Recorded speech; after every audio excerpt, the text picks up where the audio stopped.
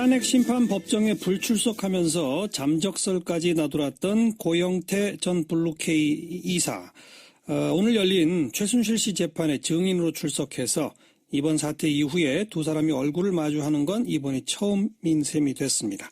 그동안 고영태 씨를 밀착 취재해온 시사인의 주진우 기자 연결해봅니다. 주진우 기자, 안녕하세요. 안녕하십니까. 잠적설 돌았을 동안 고영태 씨 어디서 뭐 했어요? 조용히 지내고 있었습니다. 역삼동에 있다가요. 예. 경기도 한 작은 도시에 집에서 그냥 계속 누워있고 안 나가고 앉아있고 그랬습니다. 예. 탄핵 심판 법정에는 왜 안 나왔었던 거죠? 사실 박근혜 대통령 변호사들 그리고 최순실 씨 그다음에 차은택 씨가 자꾸 고영태 씨의 사생활, 예. 그다음에 마약 전과라든지 그런 얘기를 하면서 예. 진흙탕 싸움으로 몰고 간다 이렇게 생각했어요. 근데 이게 대통령 탄핵과 대통령의 지금껏 해왔던 잘못들과 그게 본질적으로 벗어난 문제인데 본질에 벗어나서 자꾸 흥미 위주, 그다음에 가십으로 몰고 가서 본질을 흐리려고 한다는 생각이 좀 컸어요. 그래서 본인이 받는 고통도 있지만 이게 본질이 아니구나. 그래서 그런 싸움에는 응해주지 않겠다 이런 생각이 좀 있었습니다. 그런 생각이 있었습니다. 본인이 직접 등장하면 그런 까십거리만 더 양산되는 거 이걸 우려했다? 네네네. 주진우 기자가 일전에 저랑 인터뷰하면서 고영태, 노승일 이런 사람들 신변 위험 느끼고 있다 그랬는데 지금도 마찬가지랍니까? 그때는 많이 따라다니고 미행도 하고 누가 쳐다보는 것 같아서 우려하고 걱정했었는데 지금은 그런 상태는 아니고요. 그래서 고영태가 안 나오고 가만히 있었지 않습니까? 노승일 씨는 더 많이 돌아다니고 있고요. 그래서 지금은 미행하거나 감시하는 사람은 없다고 합니다.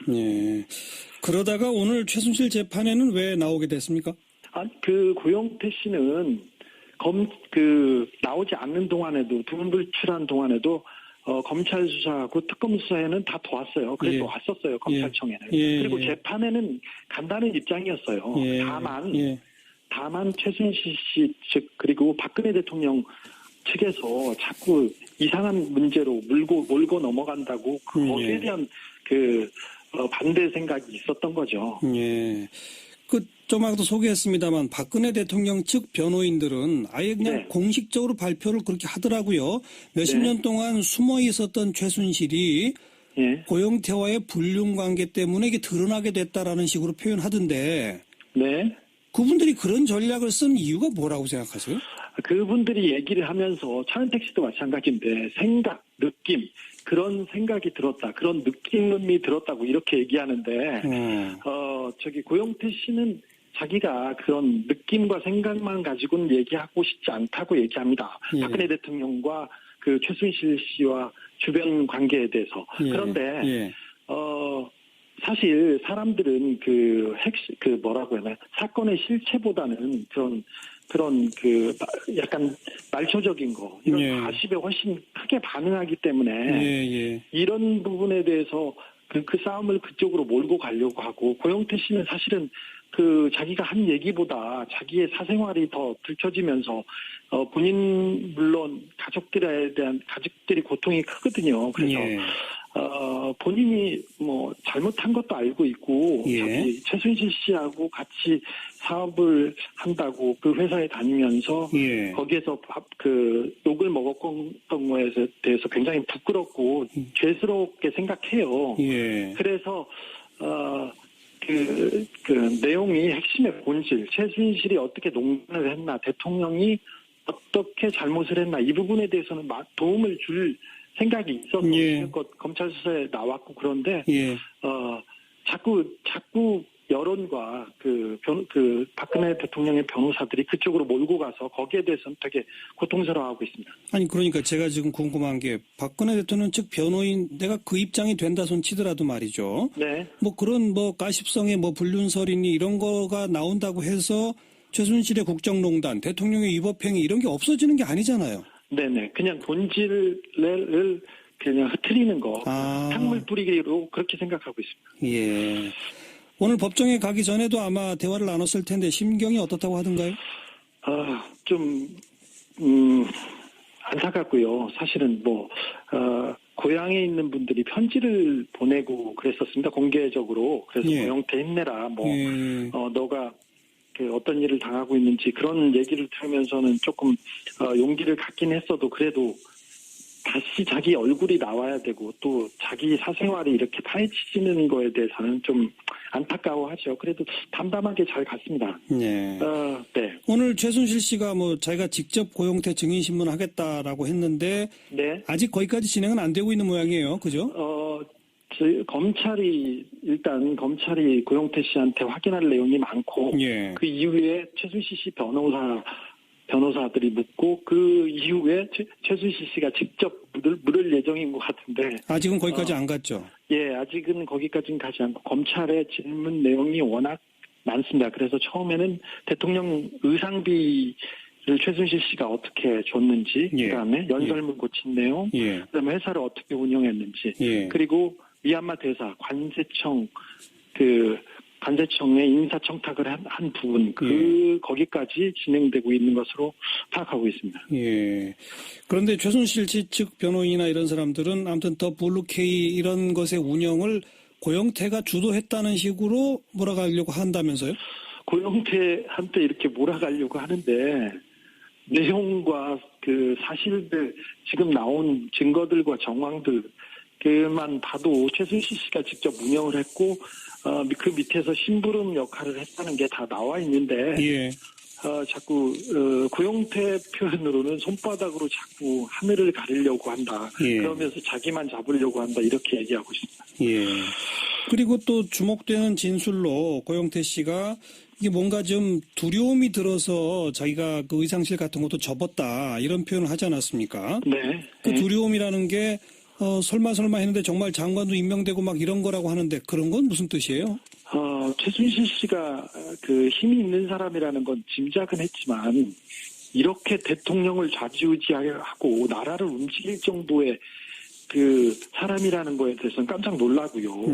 그걸 알면 알수록 그리고 자신의 능력이 이만큼인데 자기는 체육인이었고 자기는 옷과 관련된 그 비즈니스를 했고 자기는 솔직히 말해서 술집에 나가서 술집에서 가라오케를 경영했고 그랬지 않습니까? 그래서 그런 부분은 자기가 알아서 조언을 하거나 그런 거에 대해서는 조금 도와줄 수 있는데 나머지는 자기의 능력 밖이라는 것을 알았죠. 그래서 너무 큰 일을 벌이고 너무 큰 그림, 그 국가기관을 움직이면서 그리고 대통령을 지시하면서 이렇게 움직이는 걸 보고 이거는 큰일 나겠구나 그렇게 생각해서 자기는 발을 뺐다고 생각합니다.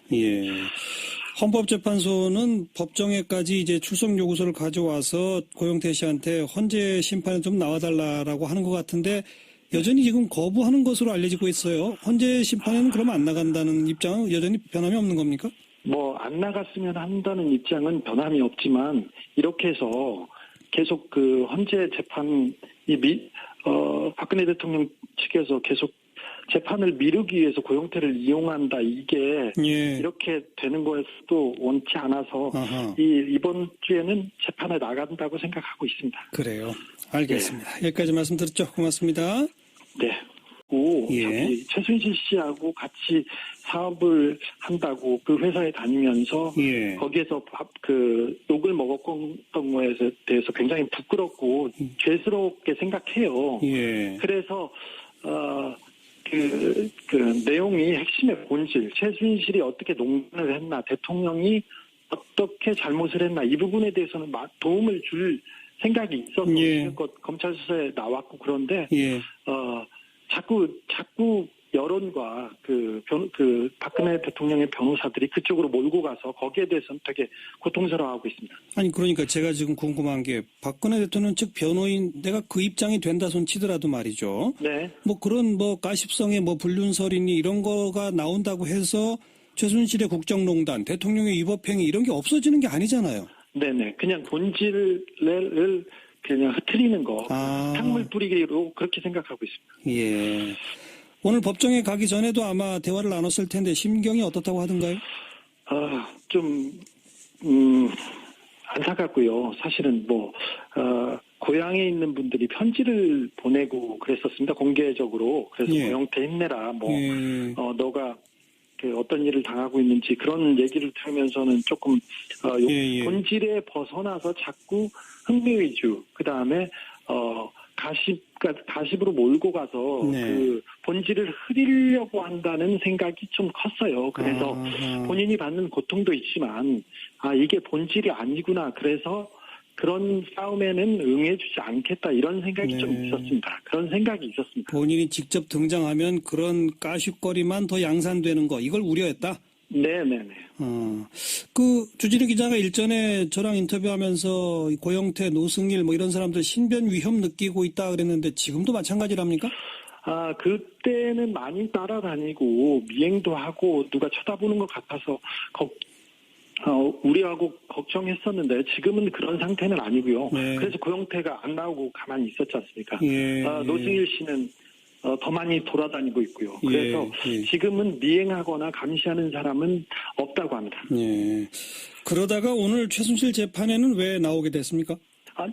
고영태 씨는 나오지 않는 동안에도 두문불출한 동안에도 검찰 수사하고 특검 수사에는 다 도왔어요. 그래서 왔었어요. 검찰청에는. 그리고 재판에는 간다는 입장이었어요.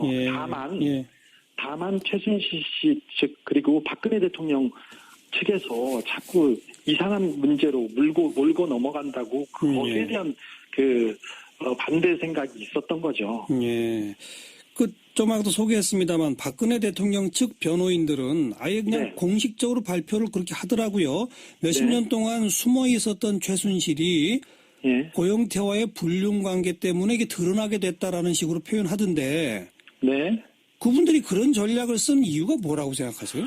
그분들이 얘기를 하면서 차은택 씨도 마찬가지인데 생각, 느낌 그런 생각이 들었다. 그런 느낌이 들었다고 이렇게 얘기하는데 고영태 씨는 자기가 그런 느낌과 생각만 가지고는 얘기하고 싶지 않다고 얘기합니다. 박근혜 대통령과 최순실 씨와 주변 관계에 대해서. 그런데 사실 사람들은 뭐라고 해야 되나 사건의 실체보다는 그런 약간 말초적인 거 이런 가십에 훨씬 크게 반응하기 때문에 이런 부분에 대해서 그 싸움을 그쪽으로 몰고 가려고 하고 고영태 씨는 사실은 자기가 한 얘기보다 자기의 사생활이 더 들춰지면서 본인 물론 가족들이 고통이 크거든요. 그래서 본인이 잘못한 것도 알고 있고.